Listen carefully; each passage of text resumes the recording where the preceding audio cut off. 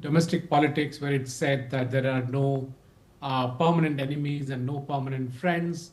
The same is true for geopolitics. And the SCO is turning out to be a platform where alternate conversations can be had. And just like for a decade, we have had the China plus one strategy from a supply side perspective. I think, given that the US administration has put a slew of tariffs on the rest of the world, there is a US plus one strategy that seems to be evolving from a demand side. And so we see the demand side being discussed in the SCO. Just to put some comparisons, the core member countries' economies add up to a size which is larger than the US economy. So there is some belief that there could be an alternative to the market that the US provides. But having said that, there cannot be an overnight switch from one to another. The change of supply chains, the change of demand takes an enormous amount of time to readjust, to restructure. And probably what we'll move towards is both the US opening up in the subsequent months and going back to a bit of business as usual, while new markets also open up. And there is a resilience from a demand perspective for alternate markets, rather than many economies being completely dependent on the US market and therefore getting badly hit. And so the SCO provides a forum for those alternate conversations that are going on in Tianjin as we speak. Thank you, Jayajit Bhattacharya, for sharing that. Now I would like to ask Andrew, Professor Andrew, what do you think? Do you think we are seeing a reorganization? What do you think this SCO summit will have as an effect? Well, I don't think it's going to have a very dramatic effect at all. And the reason is this. China sees the SCO like it sees BRICS and various other bilateral arrangements as institutionalizing its leadership of the global south and its leadership of what they call a counter-hegemonic anti-US trade and diplomatic bloc. And India doesn't share that view. India has no interest in being a subordinate player in a Chinese-dominated organization, whether it's BRICS or SCO. And so there are limits to, we shouldn't forget too that Russia supported India's bid in 2017 to join this as a means of counterbalancing China. So that from the very beginning, India has played the role of, not quite spoiler, although on occasion it has played that role. One prominent Chinese scholar of international relations, very influential, recently characterized India's role in the SCO as an internal cancer that ought to be excised. And that gives you a sense of the conflict of interests and conflict of visions. As the SCO has gotten larger and larger, more and more countries have been on the stage pursuing their interests and their visions of the future. And sometimes those align and sometimes they conflict. And the SCO, I think, is in real danger of becoming paralyzed, a kind of non-entity. It remains useful because in diplomacy, the conversations in the corridors and on the margins often make have an impact. But we're likely to see a lot of photo ops, hear a lot of rhetoric about how all of these players are on the same team, and it's not Team USA, it's Team China. And yet, in reality, what we're likely to see is India for sure, but a lot of other countries as well, pushing back against China's leadership bid. Thank you, Dr. Andrew, for sharing that insight. Dr. Bhattacharya, I would like to take a question on building on Professor Andrew's answer. Do you think that how do you think it is risky for India to kind of play in the ground of China, or what do you think can be China's strategic interest in bringing India closer? No, I think the assumption in the question is that India is actually playing into the hands of China or what China is planning to do. Obviously, China will push and do what it thinks is good for China, and so is what India will be doing. So as long as India goes into the conversation with its eyes wide open in terms of using it for the purpose of furthering India's interest, it should not be a matter of concern. Now, saying that SCO is largely a China-driven body. Yes, that's how it started. In fact, if you look at the member countries, they are the members which are largely bordering China, and a few members that are encircling India, not really bordering India. And there's a difference in those two words. And therefore, you see seems to be a Sinocentric body emerging. But if that body does not mature into a rule-based organization, if it continues to allow powers that come in whose hands are drenched in blood of terrorism and of killing innocent people, and they're sitting as equals on that table, then such an organization doesn't have much of a future. Unfortunately, we have seen that happening again and again in the world, starting from League of Nations, the collapse of which led to World War II, and then the United Nations not being a very effective organization, which has led to so many wars happening in the world in the last 75 years. So clearly, we are still looking for a rule-based organization. And in the meantime, India is not leaning towards the US, India is not leaning towards China, India is leaning towards India. And being 16% of the global population, that's what India is looking for.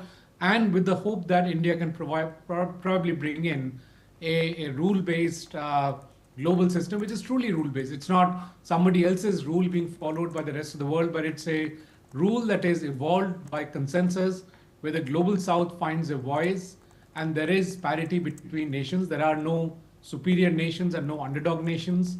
And that's hopefully the world that one will start seeing in the next 10, 15, 20 years. And hopefully that's what India will lead into. And SCO is just one more stepping stone towards that larger vision.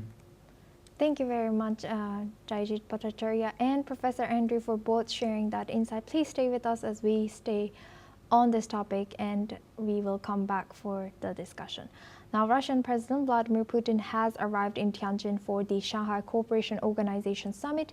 He was warmly received by Chinese President Xi Jinping and the First Lady Peng Liyuan at the venue, marking one of the most high-profile arrivals of the gathering. The summit brings together leaders from across Eurasia at the time when Russia and China are presenting a united front on global issues. President Putin's presence alongside China's President Xi Jinping highlights how Beijing and Moscow are seeking to position the SCO as a counterweight to Western influence. Meanwhile, in a major development on the war front, Ukrainian President Volodymyr Zelensky has said that his country is preparing new strikes deep inside of Russian territory. Now, for this discussion, we go back to Jayajit Bhattacharya. He's an economist and finance expert, and Professor Andrew Latham. He's a professor of international relations, joins us live from Minnesota. Thank you. Now, I would like to go to Professor Andrew. Looking at China and Russia's relations, what role does China play in shaping Russia's international posture through platforms like the SCO? What do you think? I think China's playing two games here, one of which is a public one, signaling that it's in favor of things that the global south is generally in favor of. No sanctions, non-interference in the internal affairs of other countries, the sanctity of borders, those sorts of things. And then on the other hand, as with its relations with Pakistan, although less directly, it's feeding the Russian war machine. Dual-use technologies, finances, running diplomatic interference here and there.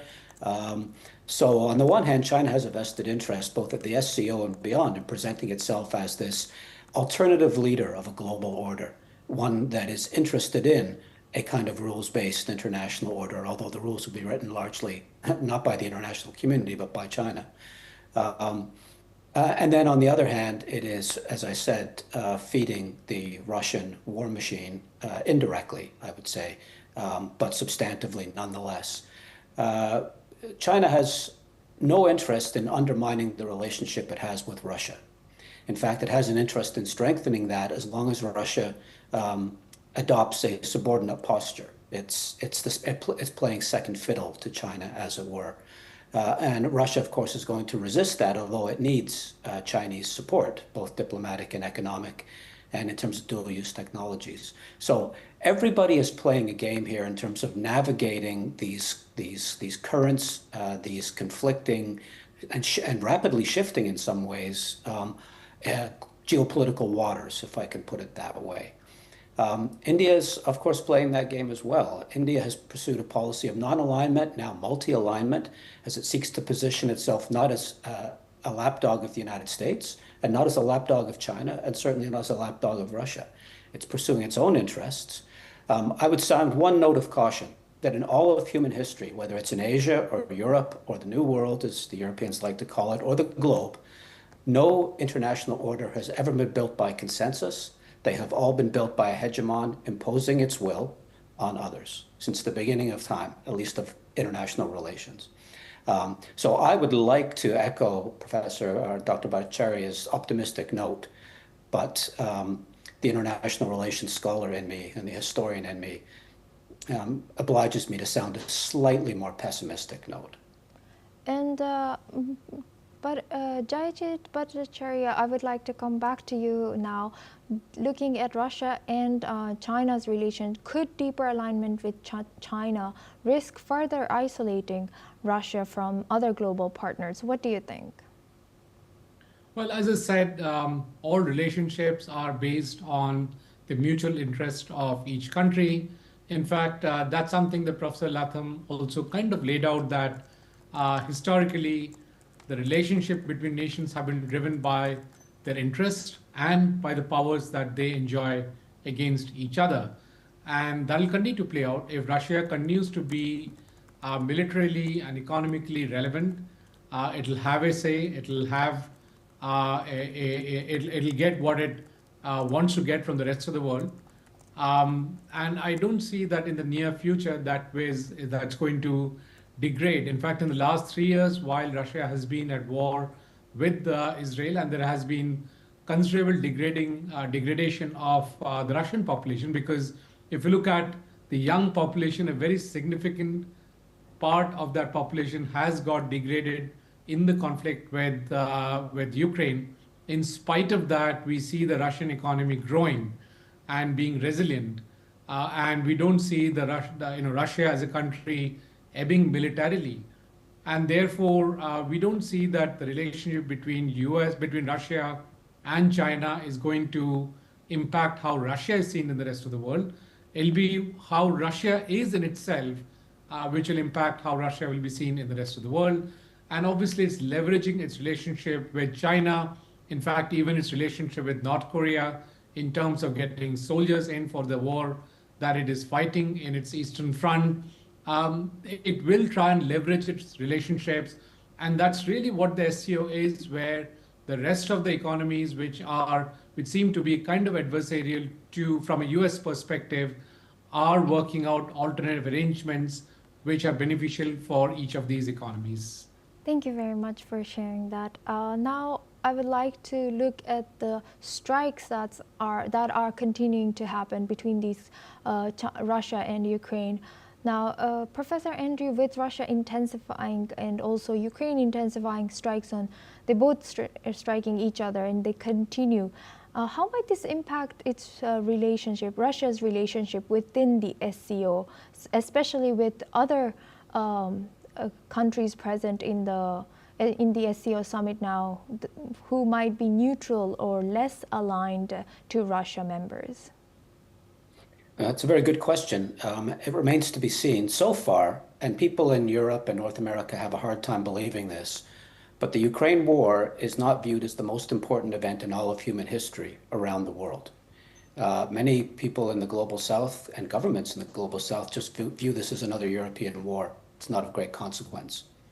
Now, I think there's a potential tipping point, though, if Russia continues to prosecute this war in ways that inflict massive casualties on civilians. If the message gets out that Russia has violated agreed international borders, which is legally and technically the case, although Russia disputes this in terms of a longer-term history of how those borders were drawn under the Soviet regime, then it's possible that diplomatic and popular opinion in the Global South might shift decisively against Russia.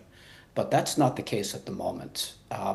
One hears criticisms here and there from the Global South, and I'm using that term in a very capacious and broad sense. I don't mean to imply anything by that. But there are a group of countries that identify as members of the Global South that are turning a blind eye to what Russia is doing. And I just don't consider it to be all that important. China, by the way, is one of them, although it positions itself as in favor of a diplomatic solution. I don't think it really cares as long as Russia isn't defeated. There is a prospect if these strikes against putatively military, often dual use, but sometimes civilian targets intensify, then we might see a shift in global public opinion against Russia.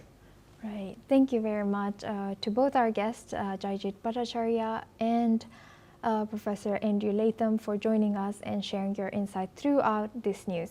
Now we continue our coverage of the SCO Summit in Tianjin, and we are sharing real-time updates and bringing in exclusive insights. My colleague and Senior Executive Editor Megha Sharma has spoken to Mert Yilmaz, Senior Correspondent of TRT. Let's listen in.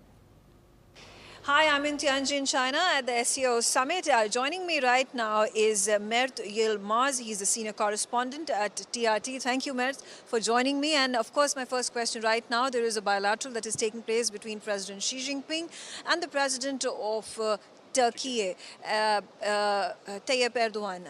What are the key expectations? We are talking about an important meeting between President Recep Tayyip Erdogan and President Xi Jinping.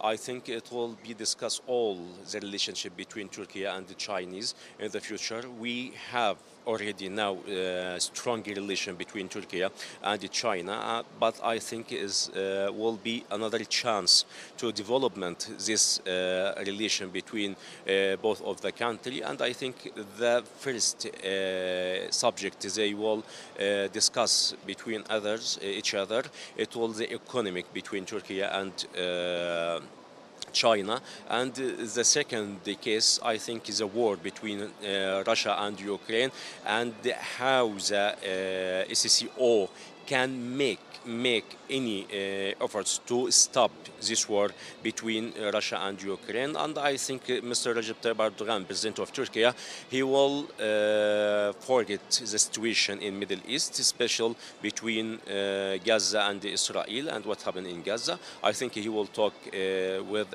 Xi Jinping about this case, and I think it will talk tomorrow in the meeting between all the leaders about this situation. Right, absolutely. Talking about bilaterals, there's going to be a bilateral between President Putin as well, where President Erdogan will also be present, of course. So when we talk about a solution, a resolution to the Ukraine-Russia war, what role does Turkey have to play? Keeping in mind there have been proposals in the past that have been made by Turkey to be a peacemaker in this entire process that has been long drawn over 3 years that have elapsed since the war began. I think tomorrow we are waiting about the meeting between President Recep Tayyip Erdogan and President Vladimir Putin. First day of this war between Russia and Ukraine, Turkey take situations. It's middle switch balance. She wants to make make a balance between the relation between Russia and Ukraine. The relation between each country is continue without any anything maybe make it difficult. But I think Turkey playing now a good role to stop this war, and President Putin said that this war had stopped after Turkey's role in this war, but Europe country, especially British Prime Minister, he visit Ukraine and asked him to continue in this war. I think if they listen to Turkey from the first day of this war, this war be stopped a lot of time. Talking about the SCO Summit, it continues to expand. Today there has been a desire that has been shown by Armenia to join the SCO Summit, which has been supported by Xi Jinping as well. We also see Belarus has finally been made the 10th member of the SCO Summit. How do you see SCO Summit expanding, where a number of East European countries are also becoming part of the family? I think Turkey now it's a dialogue partner in this organization, and this organization willing to accept more of membership as I following this organization from 2001 this year, 5 countries made these organizations plus Uzbekistan. We are talking about after 17 years. Iran, India, and Pakistan joined to these organizations, and after this 6 years, Iran joined, and after this 1 year, last year, Belarus joined the organization. So I think they won't accept new member in the near time, maybe 5 years, if I expect my expecting. Okay, all right. And talking about, the global uncertainty when it comes to the tariff wars that have been imposed by the U.S. administration, how does SCO fit into the situation in a bid to create an atmosphere and congenial environment for trade to take place between the SCO nations, and not just within the SCO countries, but also the countries that are participating, like Turkey is participating. There are over 26 of these nations, international organizations that are participating in the summit. Can there be resilient supply chains, alternative supply chains be built to offset the negative impact that the countries have faced because of Trump tariffs? I think this situation, it will start from USA. We also know Donald Trump, while he was the president in the first time, he deleted USA from Paris Agreement, and now he doesn't accept this agreement. So I think the chance now it's for SCO to approve. We can save this all our country and our land if we have the same aims. But I think it should be from all the country in the world, not from the SCO countries. All right, thank you. Thank you very much, Mehmet Yilmaz, for joining me and talking to me on NewsX. Okay, thank you. Thank you so much, and thank we all the Indian people. Okay, thank you. Thank you very much, my colleague and senior executive Megha Sharma and Mehmet Yilmaz from Taylor Day for joining us. This is all we have time for. We will continue to bring you more news, special coverage of the SCO Summit. Stay tuned.